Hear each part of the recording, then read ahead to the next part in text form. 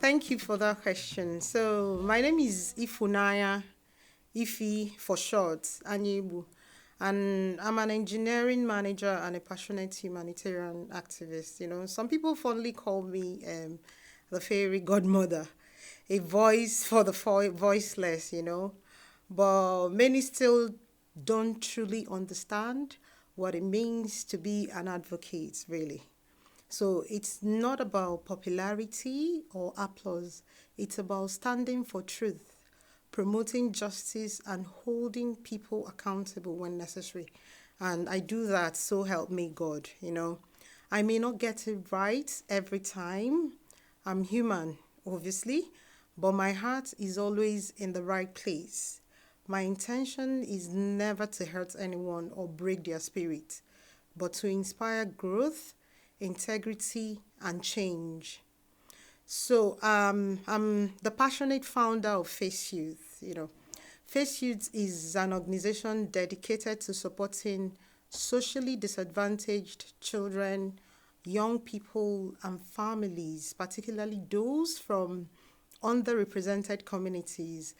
And we offer diverse range of programs focused on mental health and well-being, employability, skills, career and enterprise development, education, and community cohesion.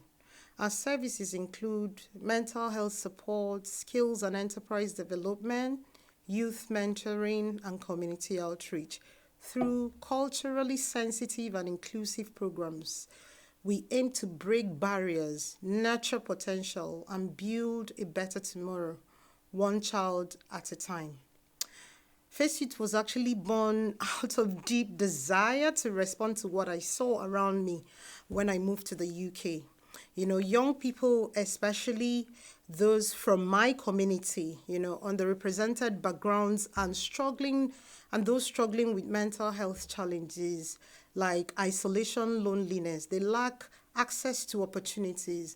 And I've always believed that creativity, community, and safe spaces can transform lives.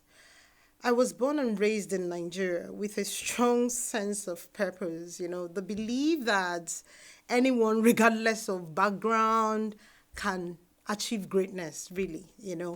My parents, both highly respected professionals, taught me the value of integrity, hard work, and service. Growing up in a humble yet rich community where distinction between the rich and the poor were minimal at the time, I always believed that quality education and determination were keys to unlocking a better future. So at Face Youth, when we speak about underrepresented groups, we tend to focus on three key areas, communities, individual with disabilities, both physical and mental health challenges, single mothers and African and ethnic minority families.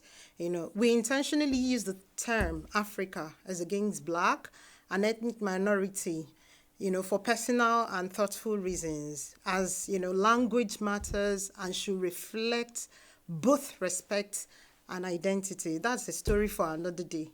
So I moved to the UK over 15 years ago as an expatriate, seeking to expand my horizon as an engineer in the oil and gas industry. And I still remember vividly, when I arrived at Aberdeen in November 2009. I always say it's my first IC encounter. It was a challenging time when work related anxiety and the culture shock of adapting to a new environment deeply affected my mental health. Adjusting to life in a foreign country far from my support network felt overwhelming. Despite landing my dream job, because people thought, oh, I was paid well working for oil and gas, but I often found myself battling with feeling of loneliness and isolation. That immense pressure to navigate an unfamiliar culture and excel in my career created an emotional storm that was incredibly difficult for me to manage. So my journey began in very hot 34 degrees Celsius in Lagos, and to freezing -4 degree in Aberdeen in November 2009 to run the cutting edge new pressure well drilling technology for a high paying North Sea client at the time. I was one of the few engineers globally that could run that technology. And when I saw snow, I really wanted to run back to Nigeria. Then came the shock, you know. Someone said that I have to walk to the train station from our office in Dice. I was like in the snow, that these people must be out of their mind. So I told my manager at the time that I really don't think I fit here, that I would like to go back to Nigeria, you know. And 15 years later, I'm still here. That's a joke. Even when I saw my manager recently, and it was like, Ify, I can't believe that you're still in Aberdeen. But I stayed because I remembered my purpose as an expatriate and the responsibility I carried for younger female engineers like my mentee at the time, Chinwe, who looked up to me back home. And I drew strength from the wisdom of my mentor, you know. We call her Madam Yubi, Owana Basi, and the unwavering support of my first Nigerian manager, Aboy, you know. For me, failure was simply not an option, really. So, through the biting cold and relentless no, I persevered, pushed boundaries, and excelled. And in the end, every challenge was absolutely worth it. But the hardest part wasn't even the weather. People thought it was the weather. It was the silence, you know. I couldn't tell anyone at work about my struggles with mental health because in the high pay pressure service company culture, showing vulnerability felt like a risk I couldn't really take. I also couldn't talk to my family about it back home because, as you know, Kelly, when you talk about mental health, people start praying and say, pray over it. God forbid, it was like a taboo, talking about mental health and depression. So even saying that you're struggling could bring stigma. The only person I confided in was a Catholic priest, Father Keith, at St. Mary's Cathedral, who encouraged me to join the African church community. And that advice became a turning point, you know. And that's one of the things that inspired me to start up Face Youth. You can read more of my story and how the community helped me heal by clicking on the link in the bio.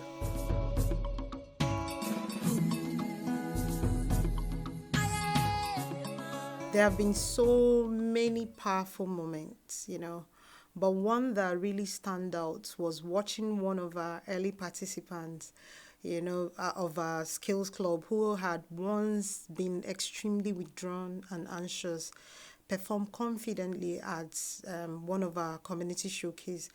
That moment reminded me that what we do at Face Youth isn't just about organizing events or running programs. It's about real transformation in real lives.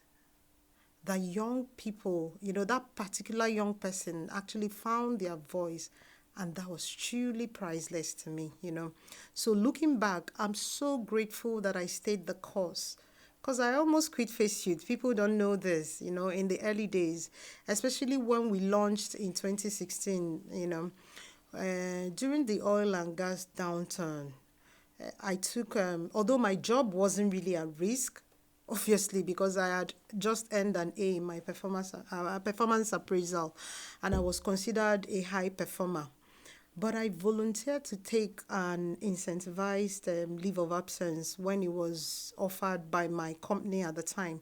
That meant receiving like 50% of my annual salary while I took time off to pursue my passion. And I was just finishing my MBA at the time. So to make it work financially, I rented out my property in Aberdeen and went to Nigeria, you know, partly to reduce costs and also so I could get help with childcare for my son, you know, at the time as the girls hadn't been born yet, you know. I actually have 3 children, you know. I had time, energy, and money, and it all aligned. When I returned to work a year later, I realized just how much I had grown, But more importantly, I miss the sense of impact and the joy of changing lives. I remember going to my primary school in Enugu, Ikulu Primary School, on my birthday to share books and school bags with the children.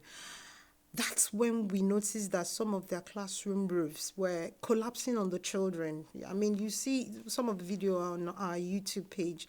We decided to take on that project of repairing the roof and refurbishing the classroom.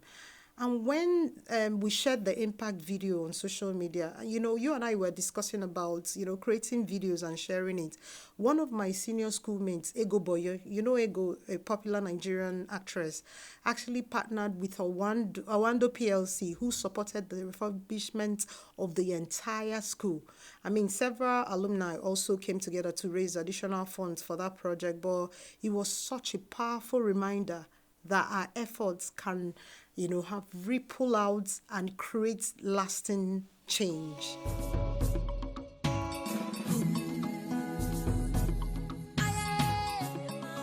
Oh, what's next for Face Youth? We're expanding. We are rebranding and in some exciting ways. But it hasn't really been an easy journey. We're expanding in some ways, but as I often tell people, sometimes you have to kiss the frog, to meet your prince. In the beginning, it was incredibly challenging, and we started doing a lot of things that were not really our core because we couldn't access the kind of funding we needed to bring our ideas to life. We had no track record, no prior experience, and no resources to hire the right people to drive our project forward. So that was really one of the most challenging things I've ever had to deal with in my life. And we also struggled to attract volunteers because, as you know, everybody, especially our community, everybody is like busy doing one thing and the other. And to be honest, I used to really get frustrated when people couldn't show up to help. But after my own family expanded, I began to truly understand the pressure, and the responsibilities many are juggling with, and that gave me more empathy and made me more forgiving towards them, and my therapist used to say, oh, I'll call that there. So the kind of work we do at Face Youth makes it even harder to attract volunteers. The impact isn't always immediate. It's a long-term and future-focused impact, because it's not like a food bank where people can see the result right away. Yeah. But personally, I would rather teach people how to fish than give them fish, though I'll gladly signpost them to where they can find fish if they're hungry, But our approach is grounded in the belief that quality education and entrepreneurship are powerful tools and one of the pathways of breaking the cycle of poverty. It may take time, but it creates like lasting change. So to add to that, some of the people I went to for support in the early days ended up launching similar initiatives, which was really heartbreaking at the time. But like my therapist always says and encouraged me to stop saying that they stole my idea and instead see it as me inspiring others to become like change makers, which is good. So we have so many change makers in our community. So it's a work in progress because I know not all of them had pure intentions. Some were more focused on recognition and awards. Now, don't get me wrong, there's really nothing wrong with accolades and awards, right? But I believe if you focus on creating real value, the recognition will come. You shouldn't have to chase validation or campaign for votes when you're doing the right thing. I've learned that I've also learned that people can steal your ideas. I mean, it happens all the time. We have all done it at some point. But what people can never steal is our story, our experience, or the expertise we've earned through real life service and impact. And speaking of unexpected impacts, many people don't know that I've also, in my own small way, helped bring 4 priests to Aberdeen. It started back in, I guess, 2014 or thereabouts, when my cousin, Father James, the popular TikTok father, came to visit me during his annual leave from Nigeria. He joined me for Mass at my cathedral parish here in Aberdeen, where the Bishop of Aberdeen often celebrates Mass every Sunday. So not long after, the bishop reached out to his own bishop in Nigeria at the time, asking if he could come back for a missionary assignment. So the following year, Father James returned, this time with a priest brother, as they call it, and a year later, 2 more priests from their own diocese in Nigeria also joined them in Aberdeen. And just like that, what began as a simple visit turned into a blessing for the faith community here. It's one of those quiet ripple effects moments that remind me how powerful connection and purpose can be. Some people say some people often say I overshare, but this is who I am. I speak from the heart. I've learned not to apologize for that. And as a humanitarian advocate, my responsibility is to stand for truth, promote justice, and kind of hold people accountable when necessary. So, and I do it with pride and a sense of purpose. I may not get it right all the time, like I said earlier. I'm human, but my intentions are never to hurt anyone or break their spirit. So, this year, actually, I'm super excited about the work we're going to do this year at FACEYOUTH. We're launching the Confidence Bootcamp aimed at helping secondary school students struggling with mental health challenges and imposter syndrome. And we're also introducing FACEYOUTH Enterprise Development Program, which will equip young people with entrepreneurship knowledge and practical business skills. We'll match them with businesses, where they can learn, hands-on. And we're especially excited to be piloting our scholarship and sponsorship initiative designed to support talented students from our communities in gaining access to top independent schools across the UK.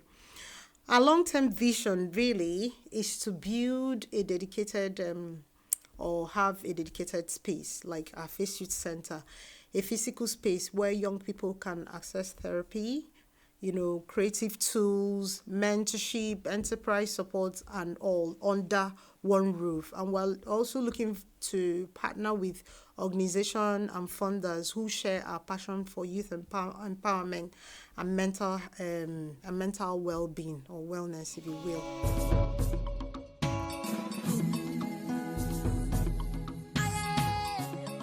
I have a lot of advice, but I will first of all say be kind to yourself. You're doing better than you think. Don't shrink to make others comfortable, and never apologize for having a voice. And this is an advice to younger people actually. The journey won't always be clear, but every detour has a purpose. Trust your instincts, protect your peace, and remember, your value isn't tied to who accepts you, but to who you become when you honor your truth. And fail faster. You should start now. Turn your passion to portfolio and start it now when you're young. And that's why we support young people 24 and under.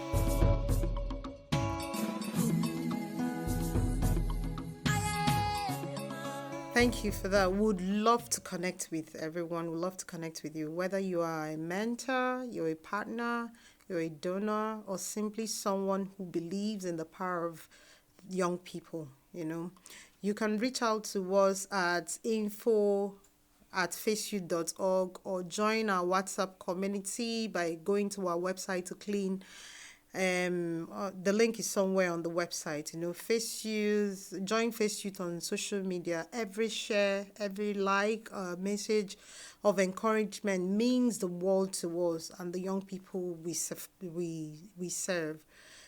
So like, share, engage with our post. Thank you.